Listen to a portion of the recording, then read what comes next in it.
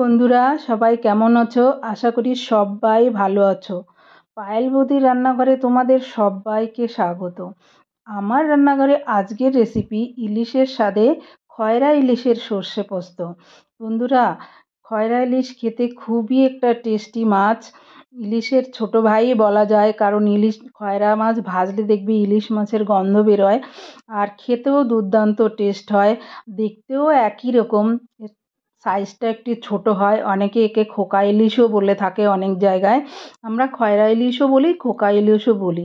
বন্ধুরা, রেসিপিটা ভালো লাগলে লাইক অ্যান্ড শেয়ার করে দিও, আর পাশে থাকা বেল আইকনটিকে ক্লিক করো যাতে আমার রেসিপি সবার আগে তোমাদের কাছে পৌঁছে যাওয়ার জন্য। বন্ধুরা, নিয়েছি এখানে খয়রা ইলিশ মাছ, এখানে 400 গ্রাম নিয়েছি। বন্ধুরা দেখো, একদম ফ্রেশ টাটকা শক্ত শক্ত মাছগুলো, খুব সুন্দর। আর আমি এখানে নিয়েছি একটা দুটো মিডিয়াম সাইজের পেঁয়াজ কুচি, একটা টমেটো কুচি, আর নিয়েছি এখানে সর্ষে পোস্ত বাটা সম পরিমাণে নিয়েছি। তোমরা মাছ অনুযায়ী নেবে। নিয়েছি অল্প শুকনো লঙ্কার গুঁড়ো আর হলুদ গুঁড়ো আর নুন আর তেল, সর্ষের তেল। পুরো রান্নাটা আমি সর্ষের তেলেই করব, আর সর্ষের তেলেই টেস্টি হয় এই রান্নাটা। বন্ধুরা, আমি মাছের মধ্যে নুন আর হলুদ ভালো করে মেখে নেব। দুপিঠেই ভালো করে মেখে নেব মাছগুলোকে, একদম হলুদ আর নুন ভালো করে মেখে নেব বন্ধুরা। আর এখন আমি নিয়েছি একটা ফ্রাই প্যানে দিয়ে দিচ্ছি পরিমাণ মতো সর্ষের তেল ভাজার জন্য মাছগুলো আমি খুব কড়া করে ভাজবো না বন্ধুরা, এপিট ওপিট করে একটু ভেজে নেব, খুব কড়া করে ভাজবো না, কারণ খুব বেশি ভাজলে টেস্ট কমে যায়। ইলিশ মাছ দেখবি অনেকে কাঁচাও রান্না করে, কিন্তু আমি হালকা একটু ভেজে নেব, সর্ষে পোস্ত দিয়ে করব তাই। দেখো, মাছগুলো একবার উল্টে দিলাম, আমি আর একবার উল্টে দেবো, তারপর তুলে নেব। হালকা করেই ভেজে নেব। দেখো, আমি আর একবার উল্টে দিচ্ছি বন্ধুরা। তারপরে মাছগুলো আমি তুলে নেব খানিকক্ষণ পর। দেখো, আমার মাছটা ভাজা হয়ে গেছে, এখন আমি মাছগুলো তুলে নিচ্ছি। মাছগুলো তুলে নিলাম বন্ধুরা। এইভাবে বাকি মাছগুলো আমি ভেজে নেব। বাকি মাছগুলো ভেজে নিয়ে ফিরে আসছি, দিয়ে দেবো প্যানের মধ্যে আর একটু তেল। বন্ধুরা, আমি তেলটা যতটা লাগবে আমি 3 ভাগে ডিভাইড করে দেব। দিয়েছি একটা তেজপাতা আর গোটা কালো জিরে ফোড়নে, আর দেব 2টো চেরা কাঁচা লঙ্কা। এটাকে হালকা নাড়াচাড়া করে নিয়ে আমি এখন এর মধ্যে দিয়ে দেব পেঁয়াজ কুচি। যে মিডিয়াম সাইজের 2টো পেঁয়াজ কুচিয়ে রেখেছিলাম, সেই পেঁয়াজটা দিয়ে দিলাম।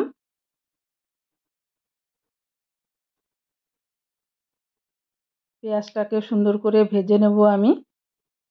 দেব একটু নুন, অল্প একটু নুন দিলাম যাতে পেঁয়াজটা তাড়াতাড়ি, আর একটু অল্প একটু হলুদ, যাতে পেঁয়াজটা তাড়াতাড়ি ভাজা হয়ে যায়। পেঁয়াজটাকে সুন্দর করে ভেজে নেব মিডিয়াম আঁচে, খুব ফুল আঁচে ভাজবো না বন্ধুরা, তাহলে পুড়ে যাবে, পেঁয়াজটা সুন্দর ভাজা হবে না। দেখো বন্ধুরা, পেঁয়াজটা আমার ভাজা হয়ে গেছে, সুন্দর করে ভেজে নিয়েছি আমি পেঁয়াজটা। এখন আমি দিয়ে দেব একটা টমেটো কুচি করে রেখেছিলাম, সেই টমেটোটা দিয়ে দিলাম। আর টমেটোকে নেড়ে চেড়ে এটাকে আমি সফট করে নেব।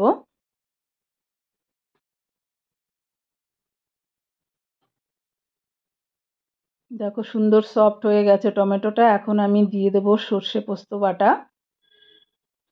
সর্ষে আর সাদা সর্ষে আর পোস্ত বেটে রেখেছিলাম একই সমপরিমাণে নিয়ে, এটা আমি শিলপাটাতে বেটে, আর ওই বাটি ধুয়ে একটু জল দিয়ে দিলাম। এটা এই মশলাটাকে আমি সুন্দর করে কষিয়ে নেব বন্ধুরা, এই সর্ষে পোস্ত দিয়ে। আর এখন দেব গুঁড়ো মশলা, দেব অল্প লঙ্কা গুঁড়ো। তোমরা যে যা ঝালটা যে যার পছন্দ, দেব হলুদ গুঁড়ো, ঝালটা যে যার পছন্দ মতো দেবে বন্ধুরা, কম বেশি করে নিতে পারো, এতে কোনো অসুবিধা নেই। আমি খুব বেশি দেব না, আমার ছোট ছেলে আছে, খেতে পারবে না, তাই। দেখো, মশলাটাকে আমি সুন্দর করে কষিয়ে নিয়েছি, মশলা থেকে তেলও ছেড়ে এসছে। এখন দিয়ে দেব পরিমাণ মতো গরম জল, আমি আমার রান্নাতে সব সময় গরম জল ইউজ করি, এতে রান্নাটা যেমন তাড়াতাড়ি হয় আর টেস্টি তো হয়, আর কালারটাও খুব সুন্দর আসে। তোমরা এইভাবে দিয়ে দেখবে যারা ঠান্ডা জল ইউজ করো। দেব পরিমাণ মতো নুন। এখন আমি ঢাকা দিয়ে এটাকে আমি 3 মিনিটের মতো রান্না করে নেব। দেখো ঢাকা খুলে দেখাচ্ছি। এখন দেব গোটা কাঁচা লঙ্কা 4টে, কারণ চিড়ে দিলে ঝালটা বেশি হয়ে যাবে, আমার ছেলেটা খেতে পারে। আর এখন দেব আমি একটু কাঁচা সর্ষের তেল। বলেছিলাম বন্ধুরা আমি যতটা তেল ইউজ করব সেটাকে আমি 3 ভাগে দেব। এখন একটু এইভাবে রান্না করে খেয়ে দেখো, ঝোলের টেস্টটা অপূর্ব আসে। যারা লাস্টে শুধু দাও, একবারে দিয়ে দাও, তারা একবার এইভাবে খেয়ে দেখো বন্ধুরা, এর টেস্টটাই অন্যরকম, এই টেস্টটা ভুলতেই পারবে না। এখন দেখো দিয়ে দিচ্ছি মাছগুলো, ভাজা মাছগুলো। মাছগুলো দিয়ে আমি খুব জোরে নাড়াচাড়া করব না, যাতে মাছগুলো ভেঙে না যায়।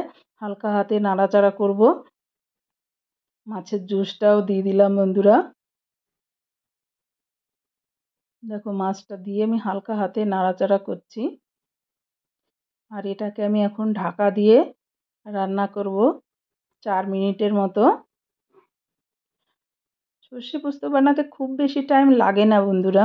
দেখো কালারটা কত সুন্দর এসছে বন্ধুরা, লোভনীয় লাগছে কি না বলো?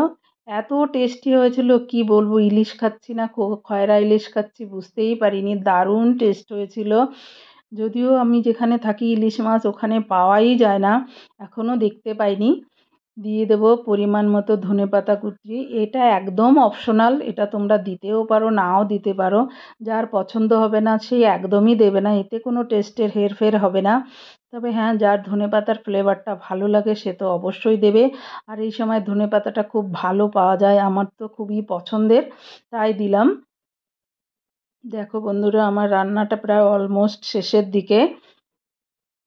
প্লিজ আমার নতুন বন্ধুরা চ্যানেলটিকে সাবস্ক্রাইব করে দিও, পাশে থাকা বেল আইকনটিকে ক্লিক করো, যাতে আমার নতুন রেসিপিটা সবার আগে তোমাদের কাছে পৌঁছে যাওয়ার জন্য।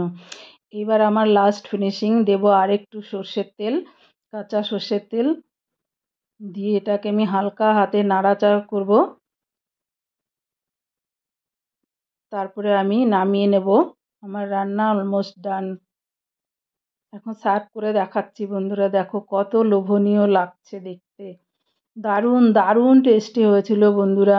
আমি এই রান্নাটা আর খেয়ে দেখাতে পারলাম না, খুব টেস্টি হয়েছিল খুব। খয়লা ইলিশের সর্ষে পোস্ত আমার একদম রেডি। থ্যাংক ইউ বন্ধুরা লাস্ট অব্দি ভিডিওটা দেখার জন্য।